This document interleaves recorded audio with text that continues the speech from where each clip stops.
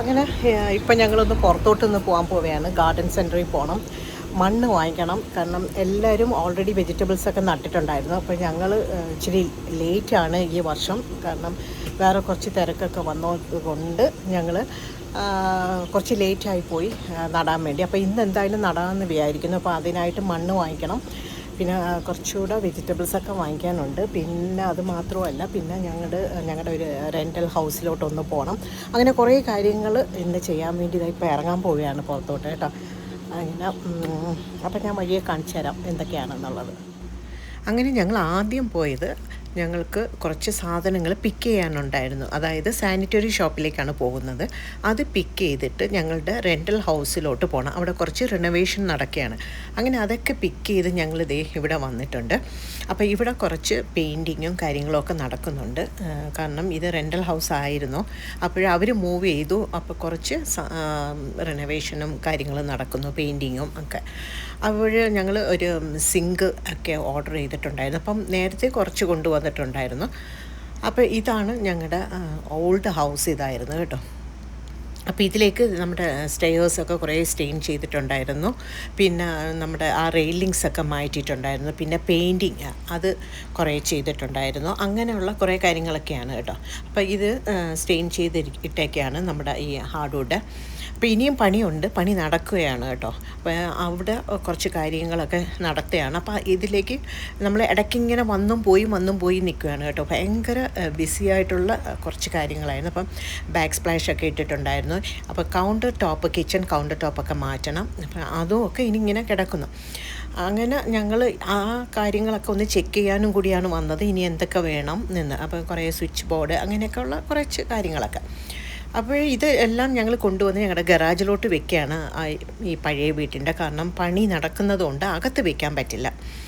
അപ്പോൾ ഇങ്ങനെ നമ്മുടെ വാനിൽ ഒരുപാട് ഇങ്ങനെ കയറ്റിക്കൊണ്ട് വരാനും പറ്റില്ല. അപ്പോൾ 2-3 ട്രിപ്പായിട്ടാണ് ഞങ്ങൾ ചെയ്യുന്നത് കേട്ടോ. അപ്പോൾ നല്ല വെയിറ്റ് ഉണ്ട്.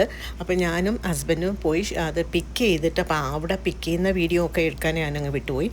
അത് പിക്ക് ചെയ്തിട്ട് പിന്നെ ഇവിടെ കൊണ്ടുവന്ന് നമ്മുടെ ഗറാജിൽ വെക്കുന്നു. അപ്പോൾ അവിടെ തന്നെ ഓൾറെഡി കുറേ സാധനങ്ങൾ ഇരിപ്പുണ്ട്. നമ്മളൊരു പുതിയ ഫ്രിഡ്ജ്, സ്റ്റൗവ്, പിന്നെ ഡിഷ് വാഷ്, അങ്ങനെയുള്ള കുറേ സാധനങ്ങളും ഒക്കെ വാങ്ങിച്ചിട്ടുണ്ടായിരുന്നു. അപ്പോൾ ഇതെല്ലാം നമ്മൾ അവിടെ വെച്ചിട്ടുണ്ട്. പിന്നെ കുറച്ച് സ്പേസ് കുറവുമാണ് വെക്കാൻ. അങ്ങനെ ഞങ്ങൾ അഡ്ജസ്റ്റ് ചെയ്തൊക്കെ വെക്കാമെന്ന് വിചാരിച്ച് ഞങ്ങൾ വെക്കുന്നതാണ് കേട്ടോ. അപ്പോൾ ഇന്ന് ഭയങ്കര തിരക്കായിട്ടുള്ള ഒരു ദിവസവുമായിരുന്നു കേട്ടോ. അപ്പോൾ ഞങ്ങൾ ഇത് പിടിച്ച് വെക്കുകയാണ്. അപ്പോൾ ആൾക്കാർ അവർ വരും, നമ്മളിവിടെ സാധനങ്ങൾ വാങ്ങിച്ചു കൊണ്ട് വെച്ചാൽ മതി.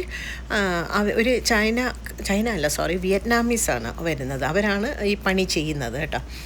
അങ്ങനെ അപ്പോൾ അതിൻ്റെ കുറച്ച് കാര്യങ്ങളൊക്കെയാണ്. അപ്പോൾ ഇതിൻ്റെ ഇടയിൽ നമുക്ക് ജോലിക്കും പോകണം. അങ്ങനെ കുറേ ദിവസമായിട്ട് കുറേ ദിവസവുമല്ല, ഇതിപ്പോൾ ഏതാണ്ട് ഒരു 2 ആഴ്ചയോളം ഈ കാര്യങ്ങൾ ഇങ്ങനെ നടക്കുന്നു. അതുകൊണ്ട് എൻ്റെ വീഡിയോസും എല്ലാം മുടങ്ങിക്കിടക്കുകയാണ്. കാരണം നമ്മൾ പോയിട്ട് വന്ന് പിന്നെ ജോലിക്ക് ഓടും, അത് കഴിഞ്ഞ് തിരിച്ച് വരുമ്പോഴത്തേക്കും രാത്രിയാവും. അങ്ങനെ പല കാര്യങ്ങളും പ്രശ്നങ്ങളുമായിട്ടൊക്കെ ഇരിക്കുന്നു. അപ്പോൾ അങ്ങനെ കുറച്ച് സാധനങ്ങൾ ഞങ്ങളിങ്ങനെ മേളിലോട്ട് അവർക്ക് ഫിക്സ് ചെയ്യാനുള്ളത് കൊണ്ടുവന്ന് വാഷ്റൂമിലോട്ടൊക്കെ വെച്ച് കൊടുക്കുന്നു കേട്ടോ. അപ്പോൾ അതാണ് നിങ്ങളീ കാണുന്നത് കേട്ടോ. ശരിക്കും പറഞ്ഞാൽ ഈ റെൻ്റൽ ഹൗസ് എന്ന് പറയുന്ന ഒരു ഭയങ്കര തലവേദനയാണ് കേട്ടോ. നമ്മൾ റെൻറ്റിന് കൊടുത്തു കഴിഞ്ഞാൽ അവർ സൂക്ഷിക്കത്തില്ല. അത് എല്ലാവർക്കും അറിയാവുന്ന തന്നെ. ശരിക്കും മെസ്സെന്ന് പറഞ്ഞാൽ കുളമാക്കിയിട്ടേക്കായിരുന്നു എൻ്റെ വീട് കേട്ടോ. അതുകൊണ്ടാണ് ഞങ്ങൾക്ക് ഇത്രയും പണി ചെയ്യേണ്ടി വന്നത്. പിന്നെ കുറേ ഗാർബേജ് കളയാനുണ്ടായിരുന്നു. അതൊക്കെയാണ് ഞങ്ങളെടുത്ത് തിരിച്ച് വെക്കുന്നത്.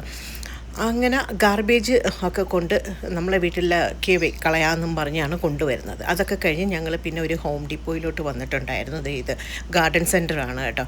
അപ്പോൾ ഇവിടെ വന്നത് കുറച്ച് മണ്ണ് വാങ്ങിക്കണം. കാരണം ഓൾറെഡി സമ്മർ സ്റ്റാർട്ട് ചെയ്തു, എല്ലാവരും വെജിറ്റബിളൊക്കെ പ്ലാന്റ് ചെയ്തു കേട്ടോ. അപ്പോൾ ഞങ്ങൾ ഈ തിരക്ക് കാരണം ഞങ്ങൾ വെജിറ്റബിൾ പ്ലാന്റിങ്ങൊക്കെ ഇപ്രാവശ്യം വളരെ പിറക്കെയാണ്. അങ്ങനെ കുറേ മണ്ണും ഒക്കെ വാങ്ങിച്ചു ഞാൻ ഇവിടുന്ന്. ഇത് മാൻറ്റാവില്ല എന്ന് പറയും, ഇപ്പോൾ നാട്ടിലൊക്കെ ഉണ്ട്. ഇതിൻ്റെ 3 കളേഴ്സ് അവൈലബിളാണ്. ഇത് പിങ്കാണ് കേട്ടോ. പിന്നെ കുറേ വെജിറ്റബിൾസ് കുറച്ചേ വാങ്ങിച്ചിട്ടുള്ളൂ, സമയമില്ലായിരുന്നു. വെജിറ്റബിൾ എപ്പോഴും നമ്മൾ ഷോപ്പ് ചെയ്യുമ്പോൾ ഞങ്ങൾ 2-3 ഗാർഡൻ സെൻറ്ററിൽ പോയാണ് ഷോപ്പ് ചെയ്യുന്നത്. അങ്ങനെ ഇതെല്ലാം കൂടെ വാങ്ങിച്ച് നമ്മൾ ഇതേ വീട്ടിൽ കൊണ്ടുവന്നിട്ടുണ്ട്. വീട്ടിൽ കൊണ്ടുവന്നിട്ട് മണ്ണ് ആദ്യം നമ്മൾ ഇട്ടിട്ടുണ്ട്. അപ്പോൾ മണ്ണ് ഇട്ടിട്ട് നമ്മൾ അതൊന്ന് വെട്ടിക്കിളക്കുകയാണ് ചെയ്യുന്നത് കേട്ടോ. ഒന്ന് മിക്സ്, കാരണം പഴയ മണ്ണാണ് കിടക്കുന്നത്. അപ്പോൾ അതിൽ നട്ടു കൊടുത്തു കഴിഞ്ഞാൽ നന്നായിട്ട് വരില്ല. അപ്പോൾ ആദ്യം നമ്മൾ ഈ ഫെർട്ടിലൈസറും കൂടെ മിക്സായിട്ടുള്ള സോയിലാണ് കേട്ടോ ഇവിടെ കിട്ടുന്നത്. നല്ല വളക്കൂറുള്ള മണ്ണാണ് കിട്ടുന്നത് പാക്കിൽ. അത് പല പല വിലയിലുണ്ട്. നമുക്ക് അഫോർഡബിൾ ആയിട്ടുള്ളത് നമുക്ക് വാങ്ങിക്കാം കേട്ടോ.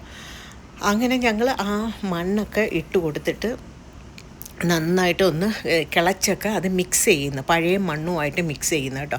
ശരിക്കും ഇതൊക്കെ ഞങ്ങൾ സാധാരണ നേരത്തെ ചെയ്തിടുന്നതാണ്. പക്ഷേ എന്താ പറയുക, കുറേ തിരക്ക് കാര്യങ്ങളും ഒക്കെ ആയതുകൊണ്ട് തന്നെ അതൊന്നും നടന്നിട്ടില്ല കേട്ടോ. ഇനി എത്ര കിളുത്ത് വരുമെന്ന് നമുക്കറിയത്തില്ല വെജിറ്റബിൾസ്. കാരണം വെജിറ്റബിൾ നമ്മൾ മെയ് എൻഡ് ആവുമ്പോഴേ നടണം.